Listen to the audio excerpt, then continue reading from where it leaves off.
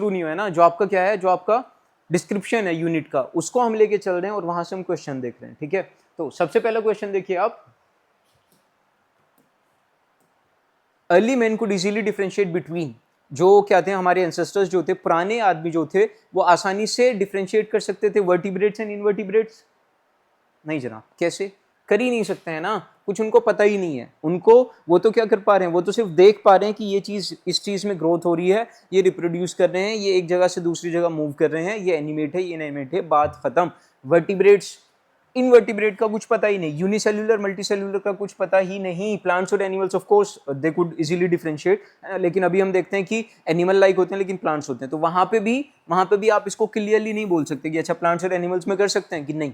अभी हम क्या पढ़ते हैं, किंगडम प्रोटिस्टा पढ़ते हैं ना, किंगडम प्रोटिस्टा में क्या पढ़ते हैं कि boundaries are not well defined, है ना। एक बायोलॉजिस्ट के लिए जो एनिमल है, दूसरे के लिए वो क्या हो सकता है, वो प्रोटिस्टा हो सकता है। एक बायोलॉजिस्ट के लिए जो प्लांट है वो क्या हो सकता है, दूसरे के लिए प्रोटिस्टा हो सकता है। तो उनको सिर्फ एक ही चीज पता थी जनाब, उनको सिर्फ एक ही चीज पता थी, inanimate matter and living organism. Inanimate मतलब नॉन लिविंग और लिविंग मतलब लिविंग। ठीक है, फिर क्वेश्चन नंबर सेकंड क्लियर है जनाब, क्रिस्टल क्लियर। देखो अब आप बोलोगे कि यहां से क्वेश्चन आना इंपॉसिबल है, ठीक है, यहां से हम क्या कर रहे हैं, क्वेश्चन फ्रेम करके अपना टाइम बर्बाद कर रहे हैं। मैं ये नहीं कह रहा कि यहां से क्वेश्चन आएगा, यहां से क्वेश्चन आना चाहिए, नहीं आना चाहिए, ठीक है, नहीं आना चाहिए यहां से क्वेश्चन, ठीक है। लेकिन जब हम क्या करेंगे, हर लाइन से, हर पैराग्राफ से, हर वर्ड से तो नहीं, सेंटेंस से क्या करेंगे, क्वेश्चन फ्रेम करने की कोशिश करेंगे, तो हमारा जो माइंडसेट होगा वो कैसा बन जाएगा जनाब, वो एक एग्जामिनर जैसा माइंडसेट बन जाएगा। जब आप लाइन पढ़ोगे तो आपको पता होगा कि यहाँ से कैसा क्वेश्चन आ सकता है, यहाँ से AR आ सकता है, यहाँ से स्टेटमेंट बन सकता है, यहाँ से मैट्रिक्स बन सकता है, यहाँ से फैक्चुअल क्वेश्चन बन सकता है। इसलिए हम हर पॉइंट से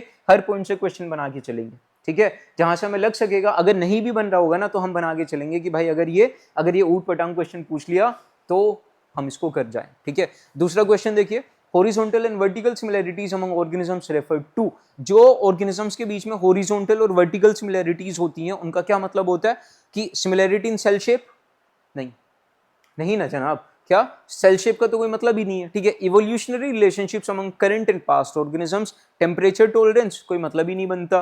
बिहेवियर बेस्ड ग्रुपिंग, कोई मतलब ही नहीं बनता। क्या कि ये जो हम सिमिलैरिटीज की बात कर रहे हैं ना जनाब, ये इवोल्यूशनरी रिलेशनशिप्स की बात कर रहे हैं ना, कि मैं अपने बाप दादा परदादा, ठीक है, और उनके दादा उनके दादा उनके दादा से क्या कर रहा हूँ बोलना यार, डिसेंबल कर रहा हूँ, सिमिलैरिटीज शेयर कर रहा हूँ। मतलब मैं क्या कर रहा हूँ, इवोल्यूशनरी रिलेशनशिप शेयर कर रहा हूं किसके साथ, अपने एंसेस्टर्स के साथ। तो क्या हो जाएगा, option number B.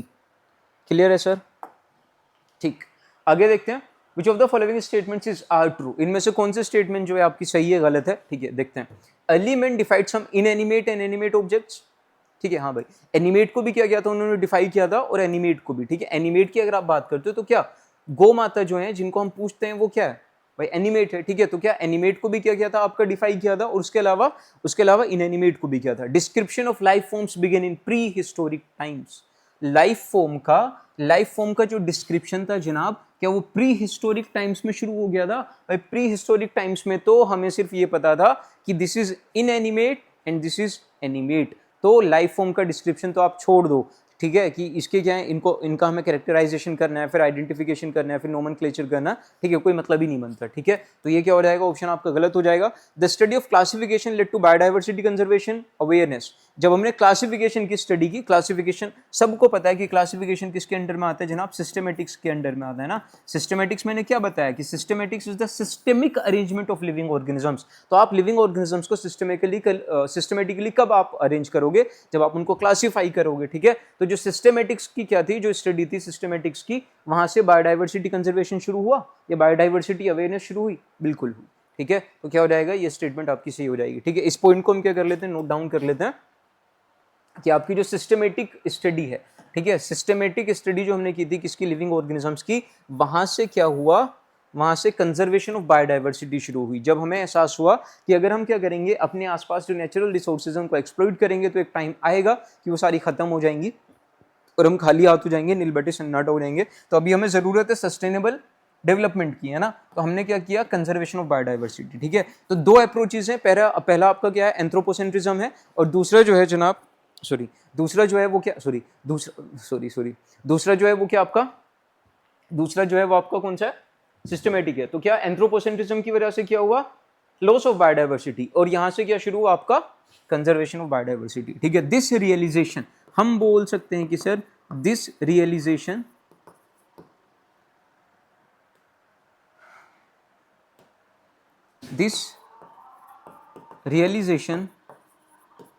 led to the conservation of biodiversity.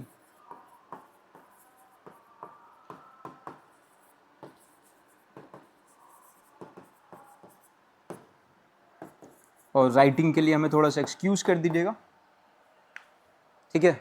Content पे ध्यान दीजिए, जो पढ़ा रहा हूँ उस पर ध्यान दीजिए, बाकी सारी चीज़ें भूल जाइए, ठीक है। तो वापस क्वेश्चन पे आते हैं अपने। Which of the following statement is are true? Element defined some inanimate and animate object, बिल्कुल सही बात है। Description of life forms begin in prehistoric time, तो भाई साहब अपना ही नहीं पता था, ठीक है। तो डिस्क्रिप्शन तो कहाँ से शुरू करेंगे? The study of classification led to biodiversity conservation, जब हमें पता चला कि क्या है, सब आपस में सिमिलैरिटीज शेयर करते हैं, जब हमें पता चला कि सब आपस में सिमिलैरिटीज शेयर करते हैं तो कंजर्वेशन तो शुरू होगा ही होगा। तो ओनली 1 and 3, पहला स्टेटमेंट सही है, तीसरा स्टेटमेंट सही है, ऑप्शन नंबर ए, ठीक है। अगला क्वेश्चन देखते हैं जनाब। What was the primary limitation of the anthropocentric view of biology, ठीक है। जो आपका एंथ्रोपोसेंट्रिक व्यू ऑफ बायोलॉजी था उसकी प्राइमरी लिमिटेशन क्या थी? देखो, जब क्या हुआ, जब आपने ये मान लिया ना कि ह्यूमंस आर द सुप्रीमो, ठीक है, उनसे ऊपर कोई नहीं है, ठीक है, और बाकी सब जो उनको क्या है आपके सर्व करने के लिए हैं, तो ये जो दिमाग जो है ना, ये क्या हो गया, छोटा हो गया। इसका जो व्यू है ना, मतलब कितना देख सकता है वो क्या हो गया आपका, श्रिंक हो गया, ठीक है। सिर्फ आपको ये पता है कि ह्यूमंस आर द सुप्रीमो, बाकी क्या है उसके फायदे के लिए। मतलब आप ध्यान ही नहीं दे रहे हो कि ये जो दुनिया है इसमें कितनी वैरायटी ऑफ लिविंग ऑर्गेनिजम्स हैं, कितने अमेजिंग आपके लिविंग ऑर्गेनिजम्स देखने को मिलते हैं, उनका आप किस तरीके से क्या कर सकते हो, इस्तेमाल कर सकते हो, या फिर किस तरीके से क्या कर सकते हो, बायोडाइवर्सिटी को मेंटेन कर सकते हो, ठीक है।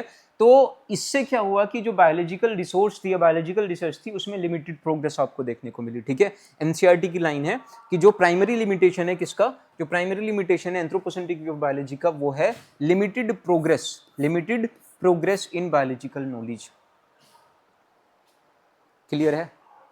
जहां भी आपने ये मान लिया कि बस मैं हूं बाकी कोई नहीं है, तो आप ज्यादा दूर तक नहीं जा पाएंगे। तो वो बायोलॉजिस्ट जिन्होंने ये सोचा था कि ह्यूमंस आर द सुप्रीमो, बाकी उन सबको सर्व करने के लिए हैं, तो वो भी बायोलॉजिकल नॉलेज में ज्यादा आगे नहीं जा पाए, है ना भाई। उन्हें क्या था, अच्छा ये लिविंग ऑर्गेनिज्म मिला, चलो देखते हैं कैसे इस्तेमाल करते हैं ह्यूमंस के लिए। अच्छा ये प्लांट मिला, चलो इसको भी देखते हैं, ठीक है। तो वो क्या कर रहे थे, वो जेनेटिक डाइवर्सिटी को स्टडी कर ही नहीं रहे थे, है ना। वो डाइवर्सिटी बायोडाइवर्सिटी को स्टडी कर ही नहीं रहे थे। उनका एक मकसद था कि ह्यूमंस आर द सुप्रीमो, वो सारी चीजें ढूंढ के लाओ जो हमें क्या करेंगी, फायदा देंगी। तो इस वजह से हम ज्यादा प्रोग्रेस नहीं कर पाए, कहाँ पे, बायोलॉजिकल नॉलेज में। क्लियर है जनाब?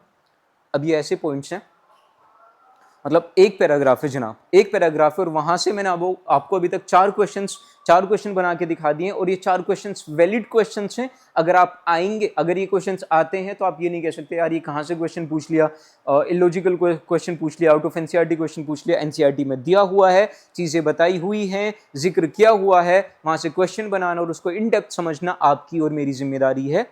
आपकी जिम्मेदारी नहीं है तो मेरी तो जरूर है, ठीक है। वही मैं क्या कर रहा हूँ, यहाँ पे डिलीवर कर रहा हूँ, ठीक है। अगला क्वेश्चन देखते हैं। Which of the following best explains the cultural impact of systematic classification? तो systematic classification जो था उसका cultural impact क्या था कि हमें ये पता चला जनाब, हमें ये पता चला कि जो आपस में क्या है, सब इंटरकनेक्टेड है। आपस में क्या है, सब इंटरकनेक्टेड है। जहां पे सिस्टमेटिक्स आ गया वहां पे इंटरकनेक्टेड आ गया। सिस्टमेटिक्स का मतलब है कि systemic arrangement of living organisms, मतलब कहीं ना कहीं आप जुड़े हुए हो, तो क्या हो जाएगा, ऑप्शन नंबर बी हो जाएगा। Find the odd one out, rocket science question है जनाब, रॉकेट साइंस। लेकिन हमें पता होना चाहिए कि हम क्वेश्चन कैसे फ्रेम करेंगे, कहां से फ्रेम करेंगे, क्यों फ्रेम करेंगे। क्लियर है जनाब? और फिर उसका आंसर कैसे देंगे। Find the odd one out. Wind sea fire, wind sea fire, wind sea fire, सारे के सारे इनएनिमेट हैं, ठीक है जनाब। ट्री प्लांट है सर, एनिमेट है। Option number D. Clear? Clear है सर? क्लियर? ठीक है।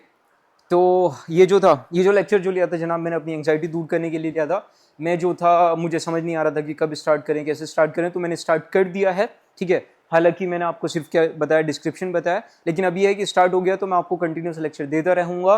और आपको कैसा लगा है, आपको कमेंट सेक्शन में बताना है, ठीक है। कोई चैप्टर आप पढ़ना चाहें, वैसे तो मैं सीक्वेंस में ही लेके चलूंगा। ये मतलब आप ये मान लें कि यूट्यूब की हिस्ट्री में आप बोल सकते हैं कि पहली बार होगा कि आपको पूरी बायोलॉजी चैप्टर 1 से और चैप्टर लास्ट तक, 12th के लास्ट तक, इकोलॉजी तक आपको सारे के सारे डिटेल्ड लेक्चर मिलेंगे, ठीक है।